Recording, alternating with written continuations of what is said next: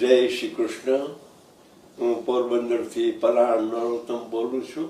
આપ સૌને આવી રહેલી રામનવમીની પણ વધાઈ હો.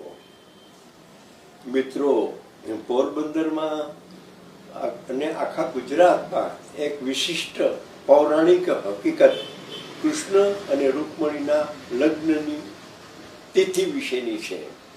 અત્યારે આખા ગુજરાતમાં અમારી પોરબંદર જિલ્લાનું છેવાડાનું ગામ માધવપુર ઘેર, એમાં રૂકમણી અને શ્રી કૃષ્ણના લગ્નનો ઉત્સવ ઉજવાશે. હમણાં છેલ્લા થોડા વર્ષોથી તો રાજ્ય સરકારે એને હાથમાં લીધો છે અને રાજ્ય લેવલનો, રાજ્ય કક્ષાનો એક મોટો મેળો ત્યાં ભરાય છે. આપણે થોડીક ઇતિહાસ પુરાતત્વની વાત કરીએ. મિત્રો, આપણો ઇતિહાસ બે વિંગ ઉપર ઉડે છે, એક પૌરાણિક ઇતિહાસ અને એક ઇતિહાસ. પૌરાણિક ઇતિહાસમાં ભગવાન શ્રી કૃષ્ણ એ 5000 વર્ષ પહેલા આપણી પાસે છે, 5000 કે 21 કે 5000 એબાઉટ. અને એ ગોકુળ મથુરામાં જન્મા, ગોકુળમાં ઉછર્યા, એટલે વ્રજમાં ઉછર્યા, પછી પાછા મથુરા આવ્યા, પછી ત્યાંથી સાંદીપનીના આશ્રમમાં ભણવા ગયા, પછી પાછા ત્યાં આવ્યા. તો એ સમય દરમિયાન કુલ 32 વર્ષ એ મથુરા અને ગોકુળમાં રહ્યા છે.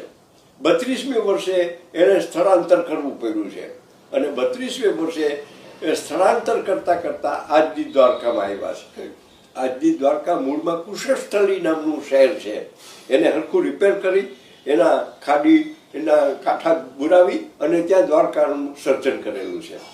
ભગવાન શ્રી કૃષ્ણ જ્યારે દ્વારકા આવ્યા ત્યારે એને એક વિદર્ભની રાજકુમારી, જેને આપણા પૌરાણિક સાહિત્યમાં વૈદર્ભી કહેવામાં આવેલી છે, એ રૂકમણીનો લવ લેટર મળે છે. એમ કહેવાય છે કે હિન્દુસ્તાનમાં, ભારત વર્ષમાં, હિન્દુ સનાતન ધર્મમાં પહેલો લવ લેટર કુમારી રૂક્ષ્મણીએ શ્રી કૃષ્ણને લખ્યો છે.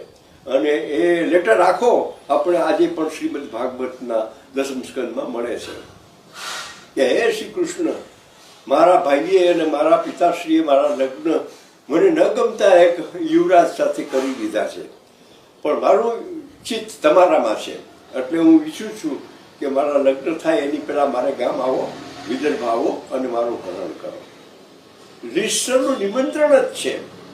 કૃષ્ણ 32 વર્ષના ભગવાન શ્રી કૃષ્ણ છે, એને તો રોમાંચ થઈ ગયો કે અટાણ સુધી આપણે લગ્ન ભેગા થયા નથી, તો ચાલો આ તો કરવું જ છે. અને એમાંય પાછી વિદર્ભની રાજકુમારી, નૃત્યાંગના, મહાન સંગીતકાર, શાસ્ત્ર સંગીત રૂપનો અવતાર, એટલે એણે તૈયારી આદરી. એના સારથીને બોલાવ્યું કે આપણે વિદર્ભમાં જવું છે. હવે મિત્રો, આજે અત્યારે હું વાત કરું છું એ પૌરાણિક વાત છે. પછી આના પછી જરાક 2 મિનિટ હું ઇતિહાસની વાત કરીશ. એમાં વિદર્ભ વિશે શંકા છે કે આજે ભારતમાં કયો પ્રદેશ વિદર્ભ છે. વિદર્ભ આજના નાગપુર, રાયપુર, મધ્યપ્રદેશને પણ વિદર્ભ કહેવામાં આવે છે. અને મણિપુર, જે પૂર્વોત્તરના રાજ્યો છે, એને પણ વિદર્ભ કહેવામાં આવે છે. પણ એની વાત આપણે પછી કરીએ છીએ, પહેલા પૂરું કરી લઈએ. કૃષ્ણને પત્ર મળે છે એટલે કૃષ્ણ એના સારથીને કહે છે કે ભાઈ, આપણે એવી રીતે એવા ઘોડા લો કે આપણને આટલી કલાકમાં વિદર્ભના કુંતલ નગરમાં પહોંચાડી દઈએ. સારથી તૈયાર હતો, દારૂકનું નામ, તો એણે તૈયાર કર્યો. બલરામને ખબર પડી કે મારો નાનો ભાઈ કૃષ્ણ આવી રીતે એક રાજકુમારીનું હરણ કરવા જાય છે, એટલે એને એમ થયું કે આ જોખમી છે. બલરામ ત્યારે યાદવોની સેનાના મુખ્ય સેનાપતિ હતા, એટલે એમ કીધું કે ચાલો આપણી સેના પણ તૈયાર થાવ, આપણે કૃષ્ણ ભેગું જ જવાનું છે. કૃષ્ણને તો નહીં પહોંચી શકીએ, પણ એની પાછળ આપણી નારાયણી સેના લઈને આપણે વિદર્ભમાં જવાનું છે. એટલે અહીંયા કૃષ્ણ ઉપડ્યા તો રાતપારી એને પહોંચવું પડે એમ હતું, કારણ કે રૂકમણીના લગ્ન લેવાઈ ગયા હતા. લગ્નની જાન શિશુપાળની આવી ગઈ હતી. જાનિયા પણ ત્યાં છે જ કુંતલ નગરમાં. અને એ ઉપરાંત રૂકમી, જે સેનાપતિ એનો ભાઈ, એનું લશ્કર પણ છે. અને રૂકમણીએ લખેલું પત્રમાં કે અમારા જ્ઞાતિના, અમારા કોમના રિવાજ મુજબ 4 ફેરા ફરે એની પહેલા કુંવારી કન્યાએ ગામ બહાર આવેલા માતાજીના દર્શન કરવા જવાનું હોય છે. અને એ જરા થોડું દૂર ગામથી દૂર વગડામાં આવેલું મંદિર છે, એટલે ત્યાં તમે આવીને એમ ચોખ્ખું એને લખેલું. એટલે કૃષ્ણ ધારી લીધું કે મારે ગામમાં જવાનું નથી, ગામની બહાર જે માતાજીનું મંદિર છે ત્યાંથી મારે રૂક્ષ્મણીનું હરણ કરવાનું છે, ઉપાડી જવાની છે.